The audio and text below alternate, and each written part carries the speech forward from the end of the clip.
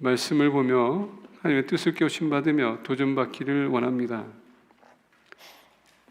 에베소 교회를 보게 되면 아데미 여신상이 있고 그 신전들이 있습니다. 그리고 사업을 하는 사람들이 대부분 그 신을 통하여서, 그 우상을 통하여서 그들이 장사를 하고 또 생활도 하기 했던 것을 우리가 알 수가 있습니다.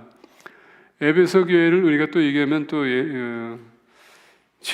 창세기, 요한계시록에 특히 2장 보게 되면 사랑이 있었던 교회인데 사랑을 잃었던 교회였습니다.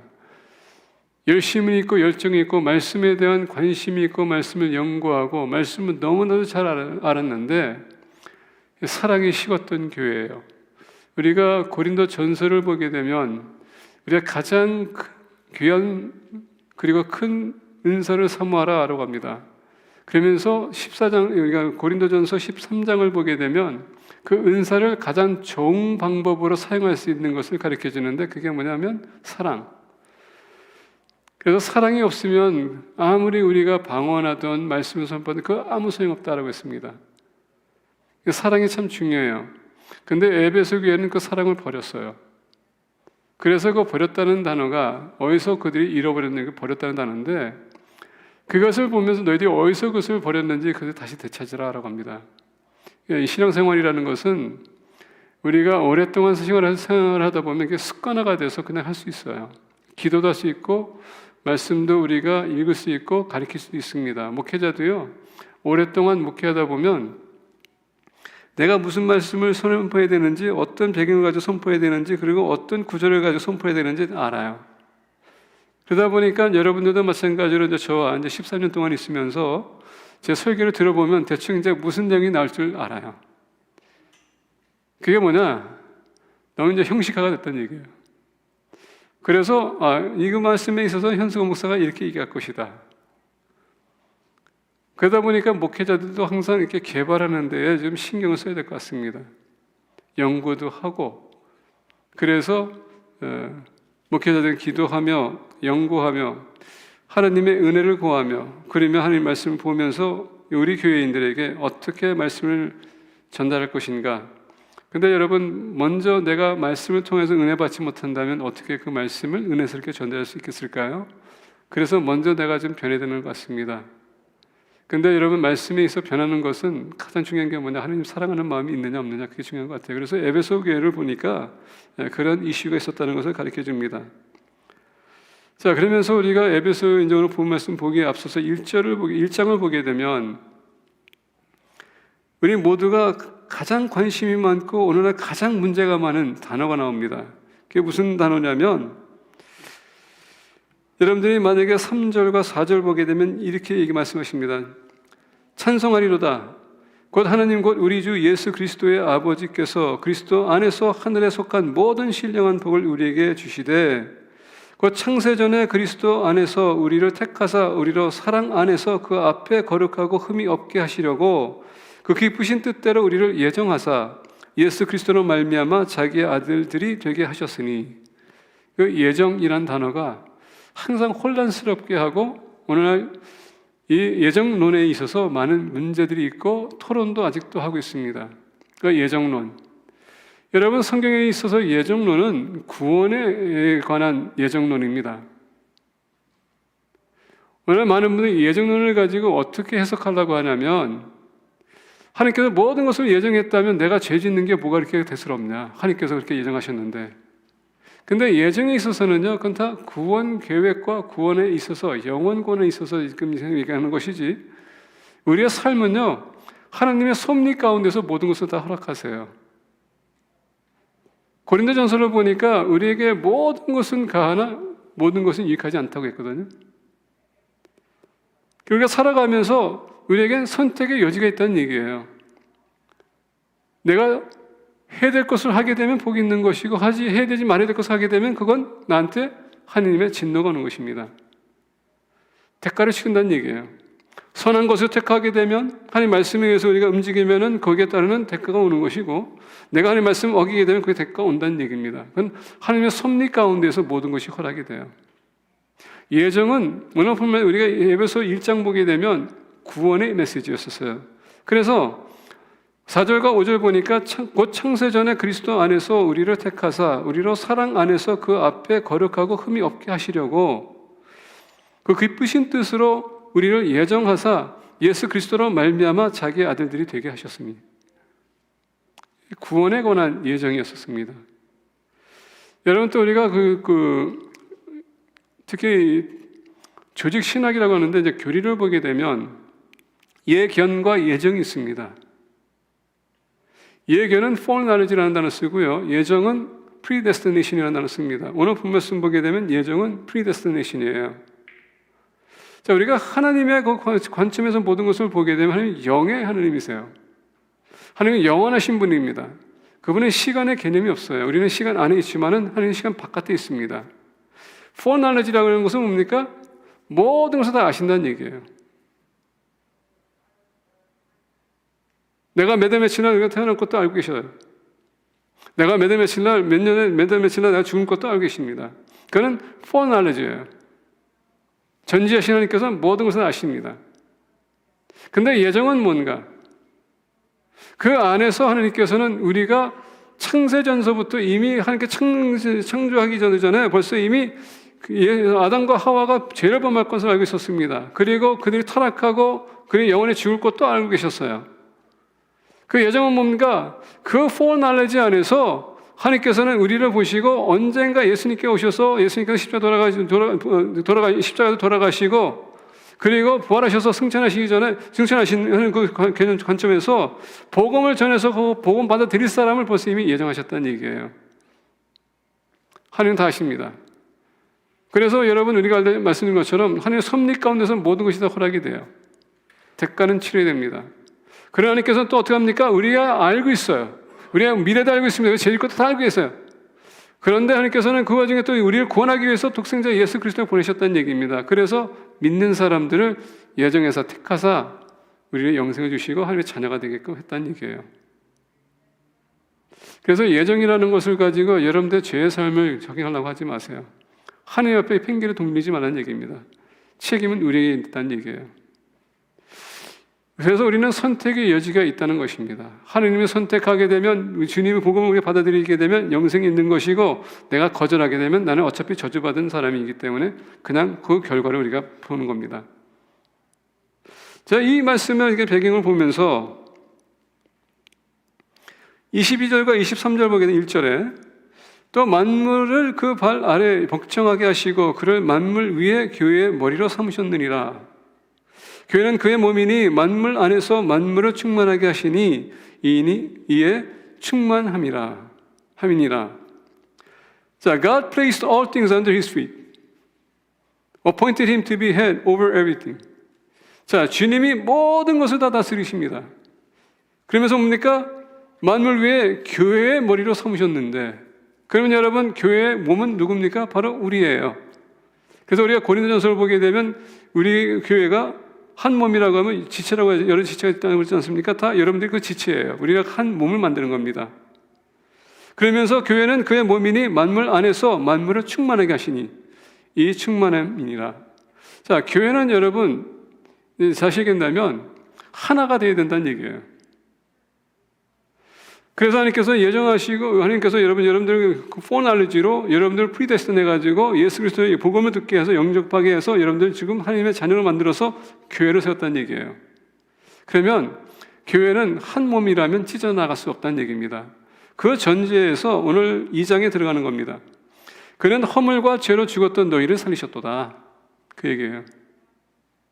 교회는 허물과 죄로 죽었던 우리를 살리셨다는 얘기예요. 그게 교회란 얘기입니다. 그래서 택하심이 있는 거고 예정하신 거예요. 여러분들 살리셨습니다. 자, 근데 오늘 제가 보면서 그는 허물과 죄로 죽었던 너희를 살리셨다라고 했는데 여기서 허물은 뭐고 또 죄는 뭔가?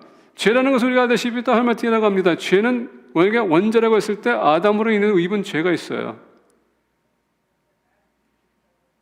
하나님 바깥에서 우리가 진리가 없기 때문에 하는 모든 것은 죄입니다. 왜? 은혜는 없는 하나도 없다고 했습니다. 근데 오늘 본 말씀 보게 되면 허물이라는 단어가 또 앞에 있거든요. transgression이라는 단어가 있는데 이 transgression은 또 뭔가?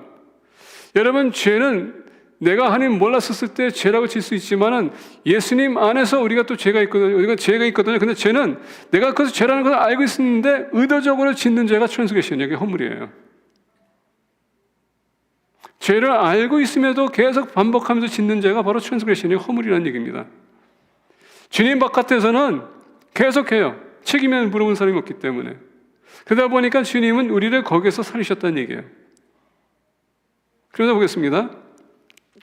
2절 보니까 그때 너희는 그 가운데서 행하여 이 세상 풍조를 따르고 공중의 권세 잡은 자를 따르니 곧 지금 불순종의 아들들을 가운데에서 역사하는 영이라. 전에는 우리도 다 그 가운데서 우리의 육체의 욕심을 따라. 자, 우리가 옛 모습을 보게 되면 우리는 계속 육체의 욕심을 따랐다라고 합니다. 근데 왜 육체의 욕심을 따랐는가? 2절 보니까 그때 너희는 그 가운데서 행하여 이 세상 풍조를 따르고, 그게 이 세상의 풍조였다는 얘기예요. 여기에 컬처였었다는 얘기예요. 하나님을 어기고 우리 육신의 욕망을 위해서, 욕심을 위해서 우리는 계속 살아왔던 것은 그게 우리 세상의 풍습이라는 얘기예요. 세상은 오로지 육신을 위해서, 쾌락을 위해서 산다는 얘기입니다. 그러다 보니까 우상을 세워놓지 않습니까? 그 우상은 뭐예요? 자기의 욕망을 채우기 위한 우상들이에요.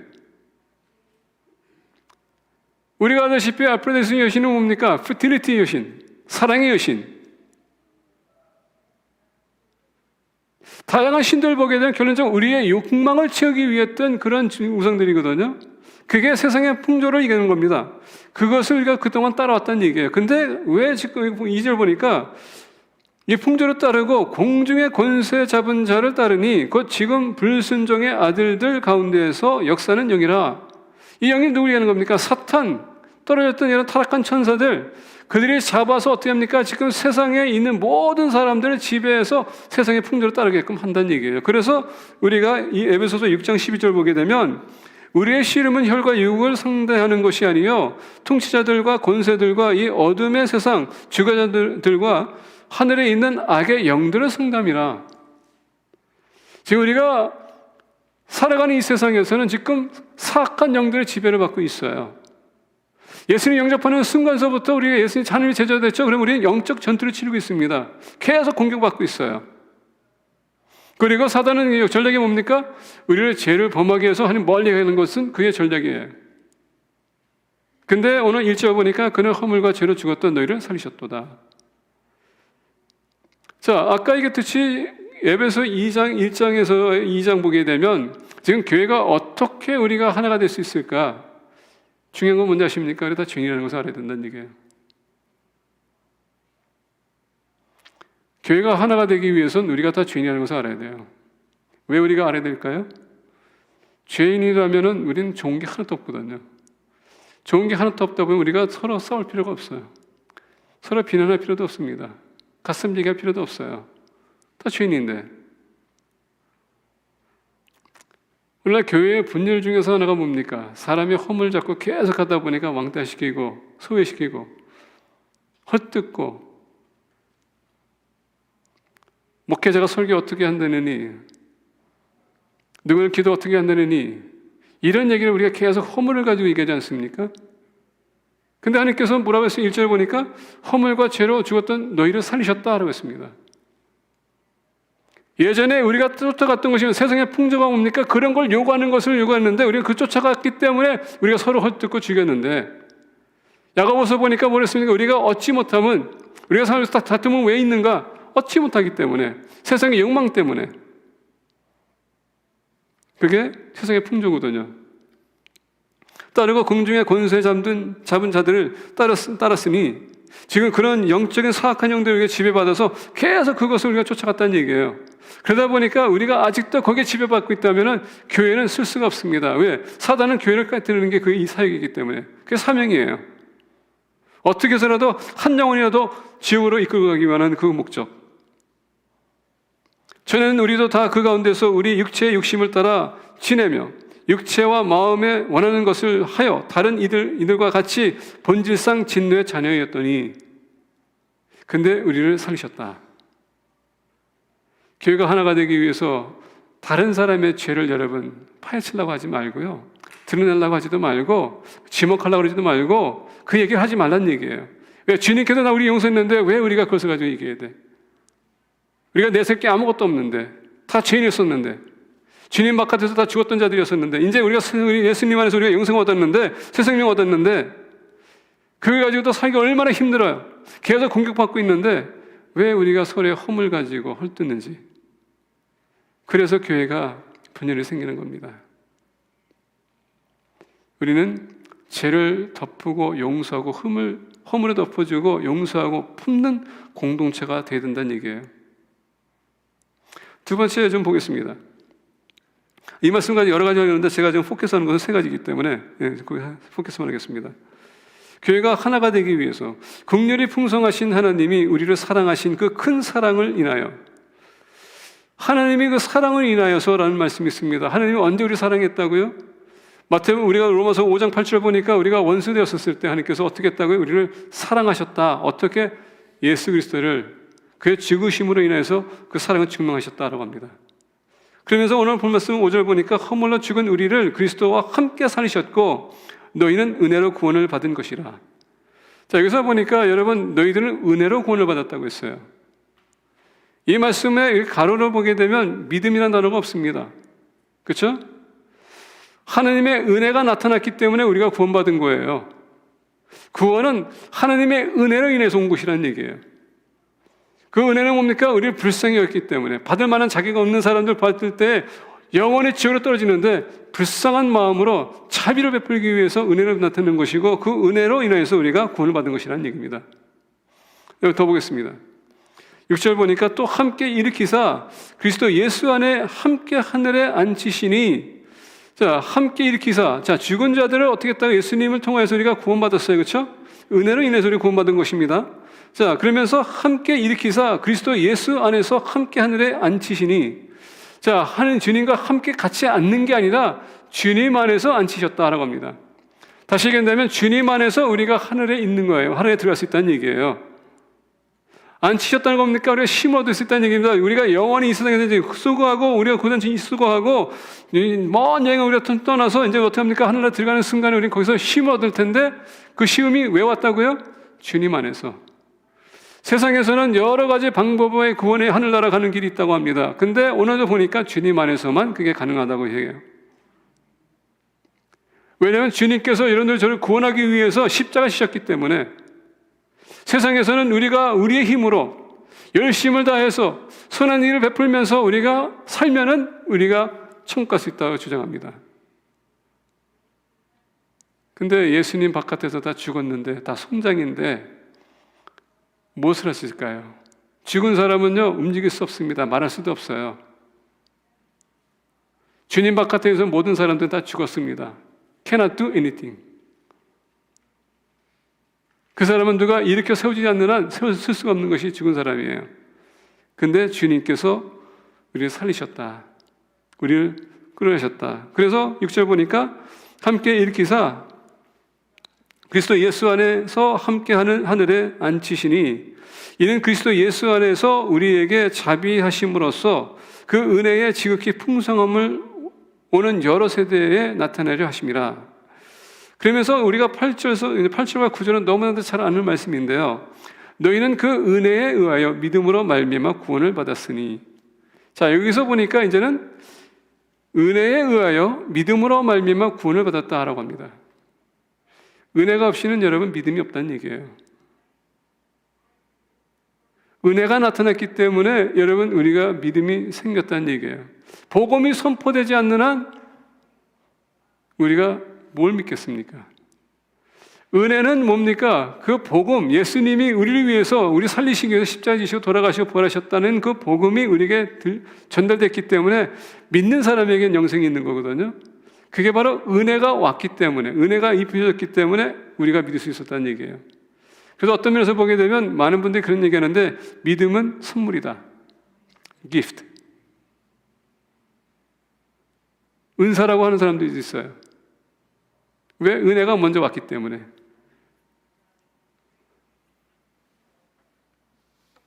너희는 그 은혜에 의하여 믿음으로 말미암아 구원을 받았으니 이것은 너희에게 난 것이 아니요 하나님의 선물이라.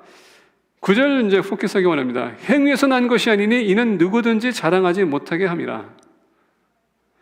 자, 여러분, 구원은 어떻게 됐다고요? 은혜로 말미암아 우리가 구원받은 거거든요. 행위에서 온 것이 아니에요. 교회가 하나가 되기 위해서는 여러분 은혜를 포커스해야 되는 것입니다. 이 시간 여러분들이 무엇을 해서 여러분 구원을 얻을 수 있을까요? 아무것도 없어요. 오늘 구절이 얘기하는 것은 뭐냐? 행위에서 난 것이 아니니 이는 누구든지 자랑하지 못하게 합니다.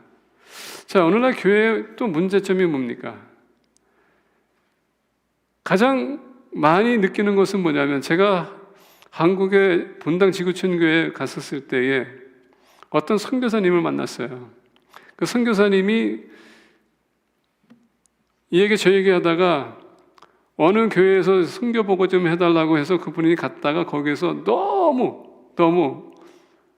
힘들게 보고하고 들어왔대요. 선교 보고 하는데 한 번도 아멘 하는 사람이 없고 한 번도 눈 깜짝하는 사람이 없고 그냥 다들 그냥 거룩거룩하는 그런 모습.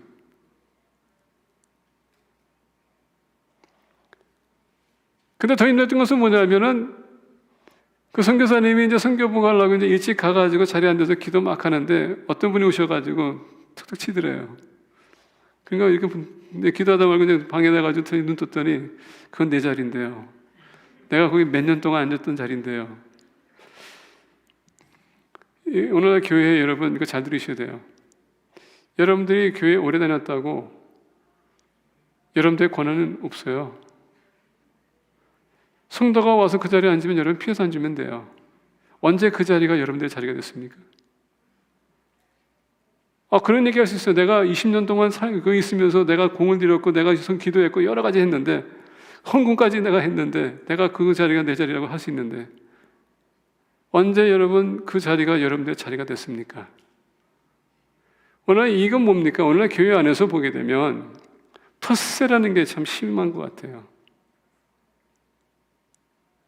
내가 뭐 오랫동안 있었으니까 권리가 있는 것처럼 내 권한인 것처럼 우리가 주장할 때가 많아요. 여러분, 새신자가 그것 때문에 떠나는 게 얼마나 많은지 아십니까? 우리 교회도 종종 그런 일이 있었거든요. 하나님이 교회에 세우기 위해서 보내셨는데 왜 여러분들이 그분들을 그렇게 해서 보냅니까? 이상하게도 우리는 행위에서 난 것이 아닌데 구원은 잘한 것이 없어요. 왜? 다 죄인이었기 때문에 주님께서 세우시고 여러분 은혜 베푸셔서 우리 구원하셨는데 여러분이 뭘 했다고 그렇게 여러분 나한테 내세웠겠습니까? 근데 교회 안에서 우리가 몇 년 동안 내가 신앙생활 했더니 그런 얘기해요. 절대 있어서는 안 되는데 우리는 그렇게 하고 있어요. 그런 오늘 말씀 보니까 누구든지 자랑하지 못하게 합니다. 하나님이 했다면 나는 여러분 리시빙 앤이에요. 나는 그냥 받은 거예요. 선물 받은 거거든요. 그러면 우리가 그것을 가지고 만족해야 될 텐데 왜 우리는 내 자신을 이렇게 드러내려고 해요? 특히 교회 오래 다니시는 분들, 여러분들 신앙이 그만큼 여러분 성장이 있다면 고개를 숙여야 돼요. 더 겸손해져야 된다는 얘기입니다.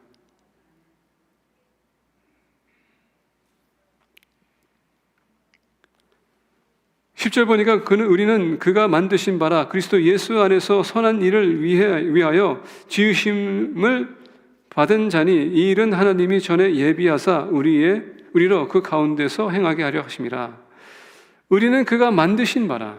주님의 안에서 여러분 계속 우리가 빚어지면서 그분이 원하는 대로 우리가 모양대로 되고 여러분 그 도가 돼서 그분이 쓸 수 있도록 우리가 겸손해져야 되는데 이상하게 나는 뭔가 이렇게 드러내기를 원해요. 왜 그러십니까? 저는 특히 목회사님들이 이렇게 만나가지고 물어볼 때 교회 몇 명입니까? 물어봅니다. 근데 여러분 생각해 보세요. 내가 만약에 그 교회보다 교인들이 적잖아요. 그럼 이상하게 본인은 이렇게 좀 더 이렇게 우세한 것처럼, 이렇게 성공한 것처럼 이렇게 생각할 때가 있고요. 이렇게 무시하는 틀로 이렇게 얘기할 때도 있어요. 결국 구원이 무슨 상관이에요?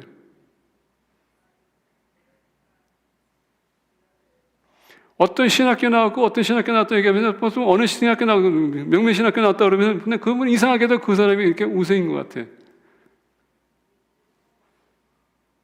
우리가 내세울 게 아무것도 없다는 얘기입니다. 주님이 이루셨기 때문에. 우리는 은혜로 말미암아 우리는 은혜로 구원을 얻은 사람들이에요. 믿음으로 말미암아. 교회 안에서는요, 그 은혜로 우리가 이겨야 돼요.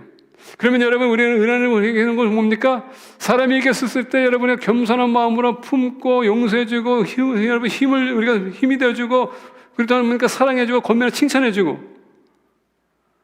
도움이 필요해 우리가 헌신해주고 희생할 수 있는 그런 마음 가지고 우리가 다가가야 되는데, 우리는 이상하게도 그게 아니라 계속 누군가를 내가 짓밟아야 되는 그런 생각할 때가 많은 것 같아요. 그게 무슨 생각입니까? 사회적인 생각, 그리고 옛날에 풍요로운 세상의 풍요를 우리가 따라가는 것입니다. 저는 어렸을 때 우리 어머님이 항상 너는 성공해야 된다, 성공해야 된다 그 얘기했어요.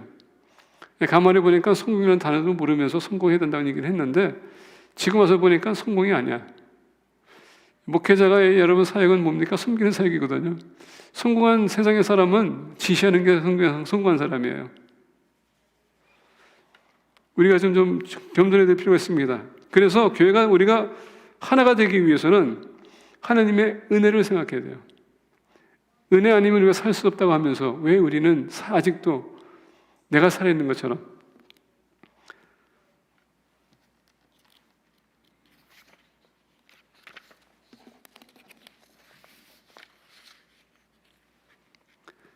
우리가 요한복음 5장 24절 보게 되면 이렇게 얘기합니다. 내가 진실로 너에게 이르노니 내 말을 듣고 또 나 보내신 이를 믿는 자는 영생을 얻었고 심판에 이르지 아니하나니 사망에서 생명을 옮겼느니라. 내가 진실로 너에게 이르노니 내 말을 듣고 또 나 보내신 이를 믿는 자는 영생을 얻었고, 하나님의 은혜는 뭡니까? 예수님을 만나서 그를 믿는 것, 그게 은혜예요. 그래서 하나님께서 그 은혜를 어떻게 이렇게 비춰줬어요? 사랑 어떻게 비춰줬습니까? 예수님의 십자가 사건에서. 그래서 우리가 예수님을 만나게 된 겁니다. 그리고 우리가 구원 얻었습니다. 우리가 내세울 것 아무것도 없어요.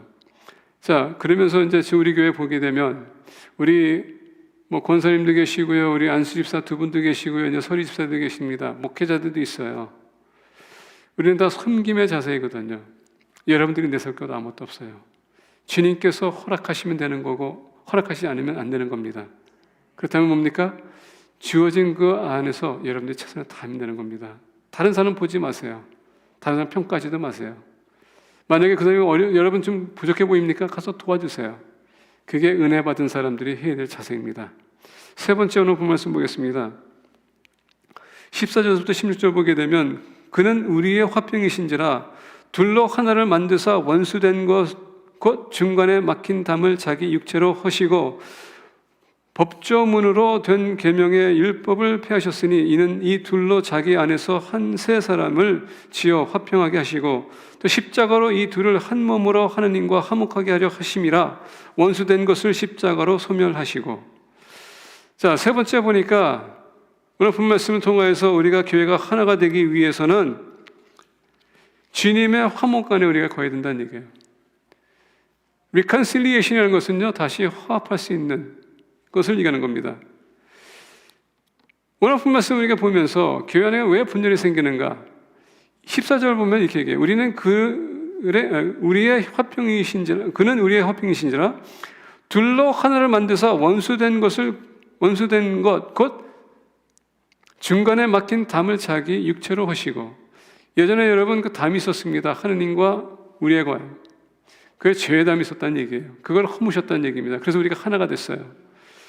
15절 보게 되면 법조문으로 된 계명의 율법을 폐하셨으니 이것은 뭡니까? 유대인들과 이방인들, 지금 바로 위에 보게 되면 지금 이방인들과 유대인들에 대해서 얘기하고 있거든요. 유대인들은 항상 하나님의 택한 백성이라고 믿었습니다. 그들이 하나님의 율법을 받았어요. 그 율법은 뭡니까? 언약이었습니다. 언약 백성으로 인해서 그들은 항상 하나님께서 택한 백성이었기 때문에 다른 백성들보다, 이방인들보다 우세라고 생각했습니다. 그리고 이들은 항상 하나님 말씀을 갖고 있었기 때문에 이방인들은 그들 똑같은 클래스가 될 수 없었다는 항상 구별된 그런 삶을 살았다는 것을 알 수 있어요. 근데 여러분, 이방인들이 주님을 앞에 나오기 위해서 어떻게 됩니까? 율법을 따라야 되는데 율법은 이방인들에 주어진 게 아니에요. 에베소 교회의 문제가 뭐였었냐면 거기에도 유대인들이 있었거든요. 그 안에서도 어떤 사람들은 너희들이 이 율법을 받을 만한 자격이 없다라고 합니다. 왜? 당신들 이방인이기 때문에. 그래서 오늘 말씀 우리가 보면서 뭘 가르쳐 주냐면 그는 우리의 화평이신지라 둘로 하나를 만드사 원수된 것 곧 중간에 막힌 담을 자기 육체로 하시고, 율법을 인해서 하느님께서 어떻게 합니까? 그것을 막았다는 얘기예요. 그것을 인해서 우리가 만약 어기게 되면 결론적으로 어떻게 합니까? 하나님 앞에 나갈 수도 없어요. 근데 여기서 얘기하는 것은 뭐냐면 이방인들과 유대인들이 같이 하나가 되는 데 있어서 벽이 있는데 뭡니까? 그 율법이라는 것으로 인해서 지금 그게 벽이 됐다는 얘기예요. 주님께서 어떻게 했습니까? 허물었다는 것은 뭐냐? 십자가의 사건에서 그 율법을 다 이루셨다는 얘기예요. 그래서 이방인들은 더 이상 그 율법이 속하지 않는다는 얘기입니다. 잘 들으세요. 유대인들은 율법이 있지만 우리 이방인들은 율법이 우리에게 해당되는 게 아니에요. 이 율법은 유대인들한테 하나님께서 주신 것이지 우리한테 준 게 아니라는 얘기입니다. 우리는 거기에 얽매일 필요가 없다는 얘기예요. 근데 주님께서 그 율법 때문에 만약에 이렇게 허물이 된다면 그 담을 포기하게 해서 됩니까? 십자가 지셔서 돌아가시고 부활하심으로 말미암아 그 완전히 이루셨기 때문에 이젠 그게 담이 될 수 없다는 얘기예요.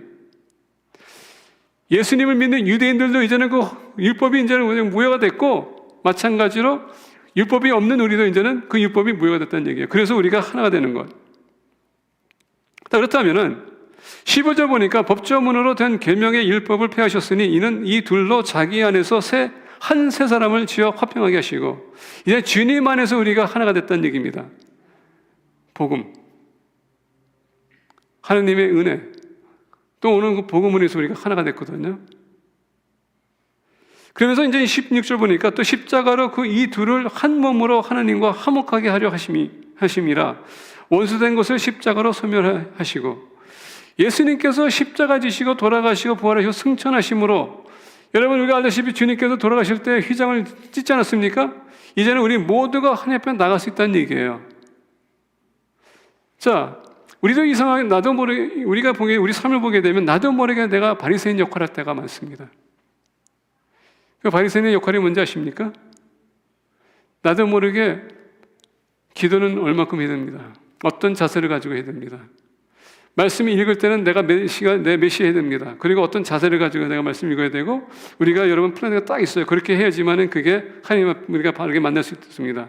하나님 말씀 우리가 바르게 우리가 깨닫게 받을 수 있습니다. 우리는 이런 것을 가지고 바리새인 역할을 해요. 그러다 보니까 내가 기도하는 모습과 다른 사람이 기도하는 모습 봤을 때 보니까 똑같이 하냐? 그러면 그 사람이 틀린 거야. 당신이 이렇게 기도해야 돼. 당신이 이렇게 헌금해야 돼. 당신이 이렇게 성경을 읽어야 돼. 우리는 항상 지적하려고 합니다. 그게 마치 최고의 방법인 것처럼. 근데 여러분, 그거와는 구원과는 상관이 없어요. 두 번째는 뭐냐면, 예수님께서 우리와 하나님과 화목하게 하기 위해서 했다고 하지 않습니까? 십자가에 지셨다고 하지 않습니까? 그게 뭡니까? 하나님 앞에 우리가 직접 나갈 수 있다는 얘기예요. 근데 왜 우리가 서로를 하나님 앞에 나가는데 그 바리새인 역할을 하는 이 얘기예요. 하나님 앞에 나와서 열심히 예배 드리려고 그러는데 당신 그렇게 하면 안 돼. 우리가 어떤 보게 되면 주일학교 사람들께 보게 되면 표정들이 막 굳어 있는 사람들이 있어요. 왜 그렇게 표정이 굳어 있어요? 그래서 그 다른 사람이 보게 되면 막 불안해가지고서 교회에 들어오다가도 나가는 사람이 있어요. 근데 왜 그렇게 표정이 굳어 있습니까? 뭐가 불만이 있습니까? 뭐가 그렇게 안 맞아요, 여러분들 마음에? 벌써 여러분 그런 마음을 가지고 나온다면은 그게 결론은 여러분 바리새인 역할을 하는 거예요. 내 기준에 안 맞으니까 내가 불만이 있는 거야. 마찬가지로 교회 안에서도요, 우리가 보면은 내 기준에 안 맞는 사람이 있어요. 그래야 삶의 패턴에 대해서 우리가 볼 수도 있습니다. 그 사람의 패턴을 보면서 나는 저 사람을 교제하면 안 돼. 그래서 어떻게 합니까? 그 사람을 우리가 왕따를 시켜요. 이렇게 사는 사람은 나를 찾을 거야. 그게 바리새인 역할이거든요. 나도 모르게 바리새인은 그냥 형식을 따지는 거고 전통을 따지는 거거든요. 그리고 내가 원하는 그런 스타일을 찾는 게 바리새인 역할이 될 수 있어요. 그래서 우리는 지적하길 좋아해. 근데 여러분 반면에 하나님과 화목하게 하려 하심이라고 했을 때 이 말씀 보게 되면 우리가 하나님과 화목한다는 건 뭡니까? 예수님의 십자가에 인해서 우리가 이제는 하나님과 함께 교제가 있는데 우리가 멀리 가야 됩니까? 아니면 하나님 어디 계세요? 우리 안에 계시거든요. 여러분들 그런 역할을 할 때에 바리새인 역할을 할 때 남을 비난하고 비판하고 여러분 하나님 가까이 가지 못하게 하는 것 여러분들이 지금 어떻게 하는 걸 아십니까? 한 사람을 왕따시킴으로써 여러분들이 하나님을 왕따시키는 거예요. 그걸 여러분들이 잊어서는 안 돼요. 법조문으로 된 계명의 율법을 폐하셨으니 왜 우리는 그 율법인처럼 바리새인들처럼 계속 그것을 가지고 따지려고 해요? 주님께서 파괴했는데. 제가 이렇게까지 얘기하는 이유는 다른 게 아닙니다. 교회가 하나가 되기 위해서는 다 주인이에요. 하나님의 은혜를 구원받았습니다. 이제는 여러분, 우리가 하나님과 화목했는데 왜 당신들이 그것을 파괴하려냐, 그 얘기입니다. 여러분들이 주인 역할 하지 말란 얘기예요. 교회 안에서 왔었을 때 여러분 다 죄인들이에요. 여러분 다 종입니다. 하나님을 섬기는 백성들이에요. 근데 왜 우리가 지난 사람들의 과거를 파치면서 그 사람의 안 좋은 모습들을 우리가 그것을 가지고 그 사람을 모독하면서 교회 못 나오게 하고, 여러분들은 파헤치면은 여러분들 잘못이 없습니까? 죄가 없어요? 너무 안타까운 것은 뭐냐면 교회에 나오고 싶어 하는 사람들이 그런 것 때문에 못 나온다고 하는 사람들이 너무 많아. 그게 문제예요. 아까 말씀드린 것처럼 여러분들 인생을 돌이켜봐서 여러분 죄를 파헤치기 시작하게 되면 여러분이 정말 누군가가 알기 원치 않는 그런 죄가 있을 거예요. 근데 지난 과거를 가지고 왜 우리가 사람들을 이렇게 힘들게 합니까? 주님이 그 벽을 깨셨는데, 아버지와 다시 화목할 수 있도록 해주셨는데 여러분들이 왜 그 중간 역할을 또 합니까? 말씀을 맺고자 합니다.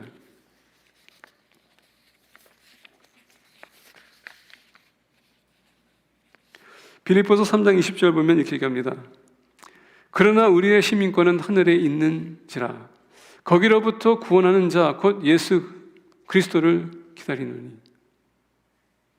우리는 이 세상의 시민이 아니라 하늘나라의 시민이 됐어요. 하늘나라의 시민답게 살기 위해서는 이젠 여러분 헐뜯지 마세요. 화목하세요. 품어주세요. 용서해주세요. 권면해주세요. 칭찬해주세요. 사랑해주세요. 부족해 보입니까? 도와주세요. 그게 거룩한 모습이 아닙니까? 그냥 겉으로만 거룩한 게 아니라 우리 마음으로, 우리 삶으로 우리가 헌신할 때, 주님의 향기는 나타날 때 그게 거룩한 모습 아닙니까? 그럴 때 교회가 하나 될 수 있어요. 이번 주의 가스퍼 프로젝트는 교회가 하나됨에 대해서 계속 강조합니다. 그래서 우리가 죄인이었다는 것을 잊지 마세요. 은혜를 우리가 구원받았습니다. 여러분들이 한 건 아무것도 없어요. 주님께서 화목할 수 있도록 길을 열어주셨어요. 여러분들이 그 길을 막지 말라는 얘기입니다. 그럴 때 우리 교회는 하나가 될 수 있습니다. 그런 공동체가 되기를 축복합니다. 기도하겠습니다.